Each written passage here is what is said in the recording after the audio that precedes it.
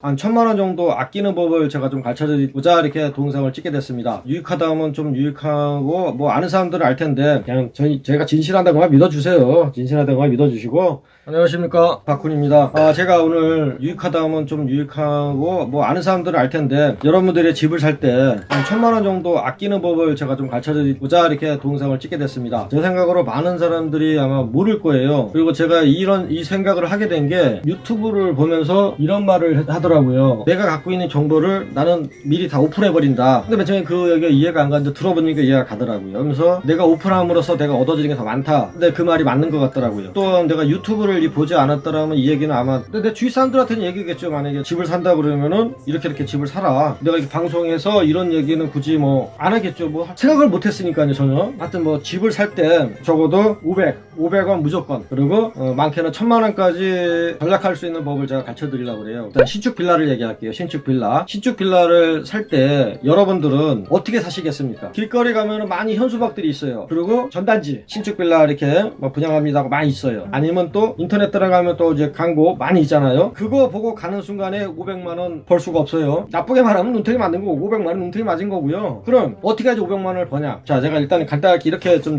적어봤는데 정리를 좀 했는데요. 이걸 좀 봐보세요.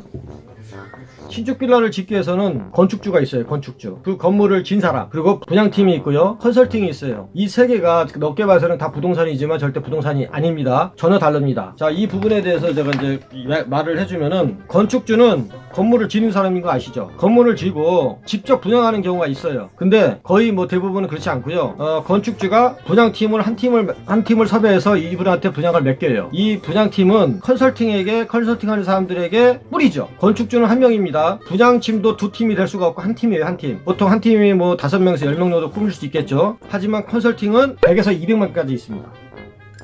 자, 이게 무슨 얘기냐 하면은, 길거리에 가면은 이제 그렇게 뭐 현수막에 붙이고, 현수막 붙여놓은 다음에 뭐 프랭카드 붙이고 막 있잖아요. 전단지 붙이고. 이런 사람들이 거의 다 이 컨설팅에 속해요. 자, 이제 한 예로 제가 이렇게 말씀드릴게요. 빌라를 짓잖아요. 빌라를 지면은 분양팀을 불러서 얘기를 해요. 언제 이거를 이제 분양을 해줘라. 그러면 이제 건물주랑 분양팀이 자리를 만듭니다. 그래서 식당을 잡아요. 그 근방에 있는 컨설팅 하는 사람들에게 싹 뿌려요. 그러면 그 사람들이 다 와요. 어떻게 찾아오는지 몰라도 다 찾아와요. 작게는 100명, 많게는 200명까지 와요. 그래서 자기들 명함 주고 하나씩 어떤 용지를 받아가요. 어떤 용지. 자기들끼리만 아는 용지가 있습니다. 분양가를 받아가요. 분양가. 이런 분양가를 받아가요. 거기서 R을 정해요. R. 쉽게 얘기해서 이쪽 계통에 있는 사람들만 통하는 그 용어예요. 뭐 프리미엄이라도 하죠. 프리미엄. 발음이 좀 안 좋아도 이해하시고요. 그런 거는 뭐 내가 신축 빌라를 사야 되겠다. 이렇게 하신 분들은 광고 같은 거 절대 보지 마세요. 내가 어느 근방에 내가 빌라를 사야 되겠다 그러면 부동산을 가서 시세를 물어보세요. 시세. 자, 그 정도는 역할은 해야 됩니다. 아니 500만 원 아끼려고 그러는데 그 정도 역할 안 하면 그거는 조금 우리말로 도둑놈이죠. 한 세 군데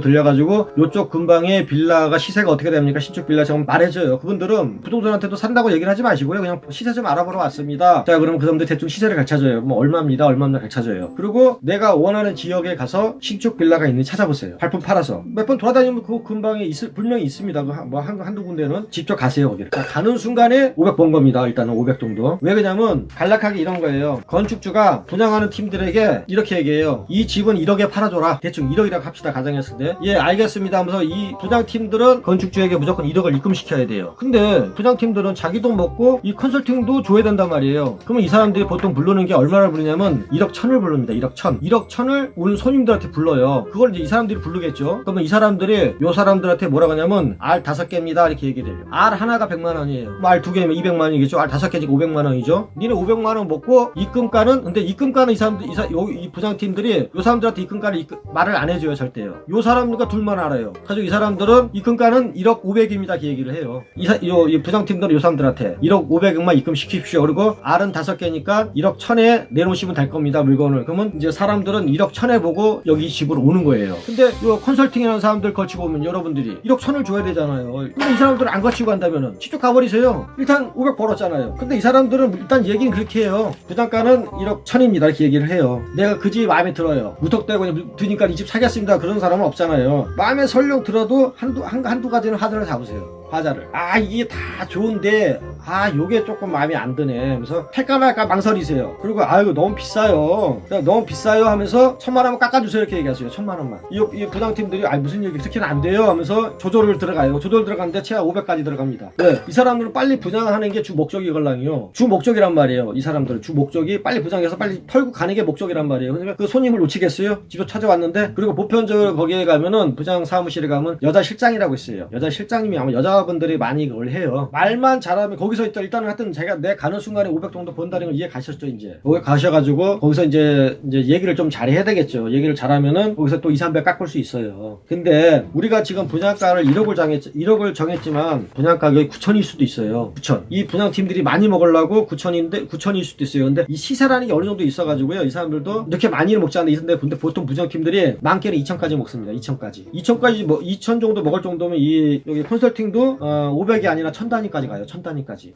만약에 3천이잖아요. 벌써 3천. 그 3천은 누구한테 가냐? 뒷사람한테 피해가 가는 거죠. 어떻게 보면 나쁘게 말하면 피해인데 좋게 말하면 이 사람들 열심히 일해서 번 돈이니까 그렇게 할 수도 없는데 우리는 어떤 목적으로든 최단으로 깎아야 되잖아요. 깎는 게 주 목적이잖아요. 신축 빌라를 살 때 어떻게 한다? 분양 사무실을 내가 직접 찾아간다. 산다. 그러면 일단은 최하 500원 내가 번다. 근데 이 사람들이 이렇게 할 수도 있어요. 깎아줄 수는 없는데 옵션으로 다른 걸 냉장고를 다 주겠습니다. 테레비를 주겠습니다. 옵션을 막 주겠다고 할 수도 있어요. 근데 일단은 무조건 후려쳐요. 500원 무조건 차야 됩니다. 500원. 계약할 때 바로 여기서 계약하면 안 돼요. 이 사람들이 이제 말이 나왔어요. 그러면 좋습니다. 1억 500에 해드릴게요. 이렇게 하잖아요. 그럼 확답을 받으세요. 그래서 바로 계약 쓰면 안 돼요. 알았으니 지금 가서 돈을 가져오겠습니다. 그러면서 일단 나오세요. 자, 나와가지고 막말로 해서 몇십만 원도 큰 돈이죠? 따지면은 몇십만 원 땅 파면 나옵니까? 그 돈도 벌어야 되잖아요. 100 또 깎을 수 있어요. 이게 무슨 얘기냐? 좀 이따가 가서 다시 가세요. 이제 계약을 써야 돼요. 근데 계약 쓰기 전에 사장님 이거 내가 보니 근데 이 집이 너무 좋고 다 좋은데 돈이 없네.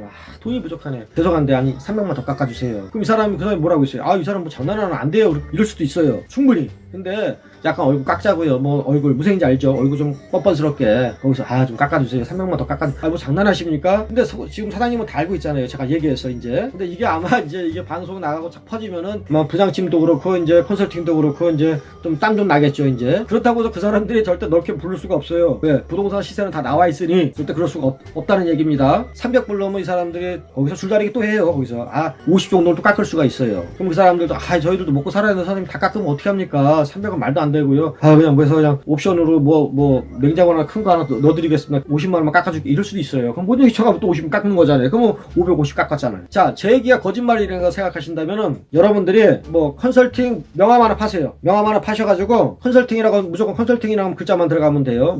부장 자기 이름 쓰고 전화번호 적은 다음에요. 분양 사무실 이렇게 지나다가 가면 분양 사무실이 있을 거예요. 구경하는 집, 이런 게 다 그냥 분양 사무실입니다. 빌라, 신축 빌라. 가가지고, 컨설팅입니다. 하면서 명함 내면이잖아요. 그러면 그쪽 사람들이, 어서 오셨어요? 그러면 명함 보고, 여기서 오셨어요? 하면서 카타로그 하나 주세요. 그러면 대충 이런 거 하나 줘요. 분양가를 줘요. 근데 잘 보세요. 잘 보이는지 모르겠네. 분양가에 여기에 이거 보이나요? 별? 하나, 둘, 셋, 넷, 다섯, 여섯, 7개 보이죠? 이 용지가 2개가 있습니다. 일반 사람들 오면은 이 별이 없어요. 이거를. 자기들마다 조금씩 달라요. 어떤 사람들은 이렇게 별로 표현하고 어떤 사람은 이제 숫자로 발열 정자로 표시할 수도 있는데 거기다 이렇게 별로 표시를 해요. 이 용지가 2장이 있어요. 똑같지만. 모든 내용이 똑같은데 이게 없어요. 그게 무슨 얘기냐면 하나는 컨설팅을 주는 용지, 하나는 일반 사람들을 주는 용지예요. 그래서 여기 분양가가 다 나오죠. 분양가가. 근데 여기 별이 이렇게 있으면은 컨설팅은 다 알아요. 그러면 별이 7개니까 알 7개네요. 그러면서 예 맞습니다. 이렇게 얘기를 다 해줘요. 무슨 얘기 알겠어요? 제 얘기가 거짓말하면 제가 말한 것처럼 명함 파가지고 가보세요.